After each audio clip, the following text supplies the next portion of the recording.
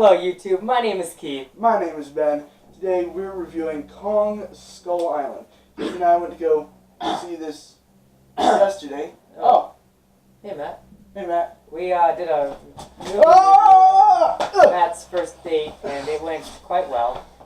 And he's How you doing, guys? salty. I'm Matt. Yep. You can check out the video about that on my personal channel. Yeah. But today we're talking about Kong Skull Island, which I think Matt just set up perfectly for us by grabbing me out of my seat like a boss gorilla and throwing me to the floor. So we saw this yesterday. What did you guys think of it? I thought it was good for the most part. There's some parts of it where I thought the Skull crawlers. The skull crawlers? Yes. Spoiler. Would have been dead, but they just kept coming back. Oh yeah, it's like the boss guy. Yeah, like that. Oh, yeah. They, like the you, King Skull Crawler. cut his neck, and that usually kills a person, but Yeah. he came back to life, and Yeah. had to rip out his tongue. That was one of the things that I said I didn't really like about the movie, was how that fight sort of just got dragged out. And Well, they just kept finding ways to bring him back over and over again. let's go over pros. Let's talk the movie up. We'll do a compliment sandwich. You compliment them, you insult it, then you compliment. So pros, cons, pros. All right. So Pros. I think let's I'll go. go Let's first. go down the line. Yeah. So pros, I really liked the special effects, especially with the explosions. The explosions in a lot of movies can seem really tacky. You can obviously tell it's Photoshop or obviously faked. And these ones have looked genuinely real. I was actually kind of concerned that they stopped by the U.S. military and borrowed a few things, but it was actually really cool. And I really enjoyed the explosions. They weren't over the top, but yet again, they weren't lighting a match, kind of small. So it was a good balance. So am I the con in this situation then? Yep. Oh, so we're doing it like everyone.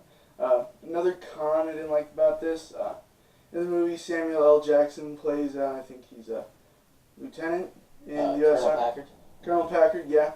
What I didn't like about his character was that he sort of fell into this stereotype of the hectoring, order-barking sort of military leader who doesn't listen to reason. Feel like that's an unfair stereotype, and it's like a role that he got pushed into, despite the fact that he's a really good actor, he could have done better with that role. Yeah. Yeah, definitely. Matt? Another pro was the graphic form of it. I mean, the way they had King Kong animated into it, and just how well it was Integrated. Yes. Yeah. Just kind of stood out. Yeah. And the way they made the skull things, those stood out too, because the way that it was just formed looked amazing. So realistic animation is what you're going with. Yes. All right.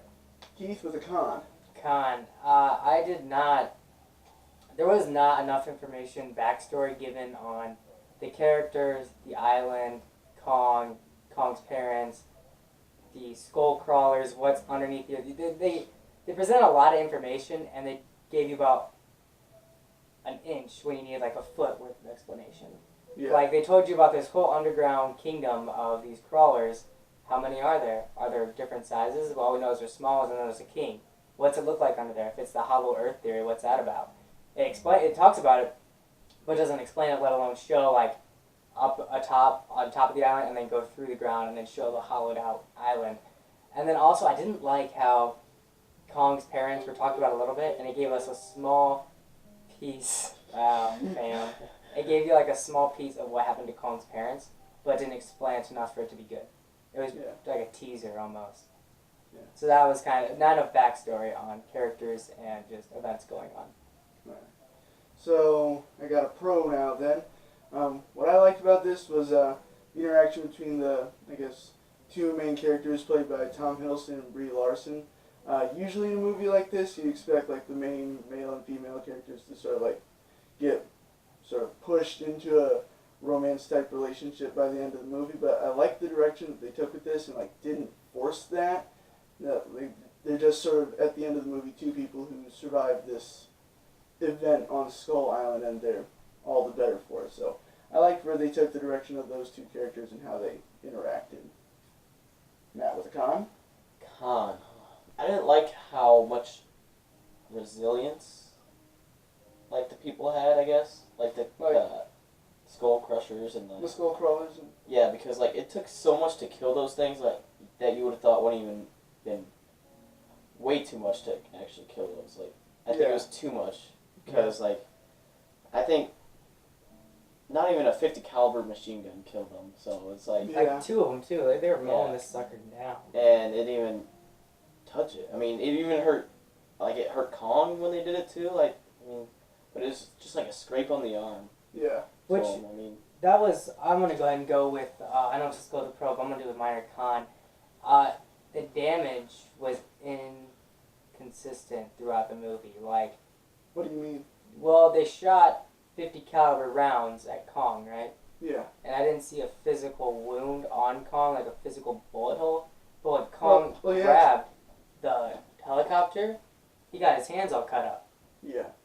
Well, I'm just saying. Obviously, I mean, helicopter blades are a lot bigger than like even 50 cal rounds. well, 50 like, cal rounds on like a an gorilla automatic who's sniper. like pretty big and isn't even full grown yet. Yeah, but apparently, we gotta keep in mind though, these rounds are like 6 inches long, and 2 inches wide. And he's gotta be at least like maybe 100, 150 feet tall. So I just think if that didn't do any damage, I think that, I don't know, I think there should have been some damage with that. You should have been able to seen something, even if it just shaved his head.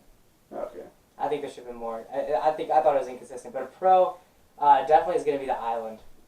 Yeah. The looks of it, that was just really cool. They really played out how the island has been hidden because of this giant storm circling the island, and that was really cool, but I'm still ticked about the inconsistent damage. But the island looks cool. It does. Yeah.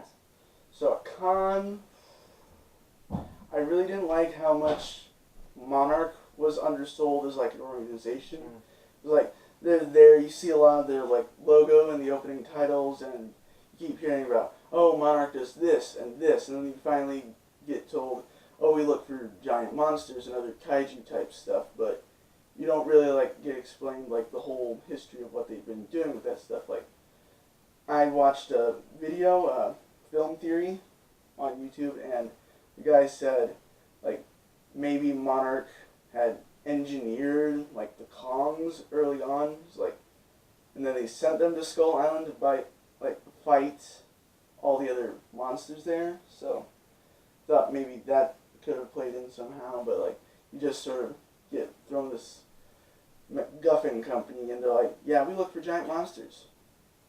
Explain. Like, what does that entail? Like, how'd you find evidence in all the other monsters, like Godzilla and Mothra and all that stuff? All the monsters that I made Keith and Matt wait through the end credits to see the end credit scene explaining how they come in.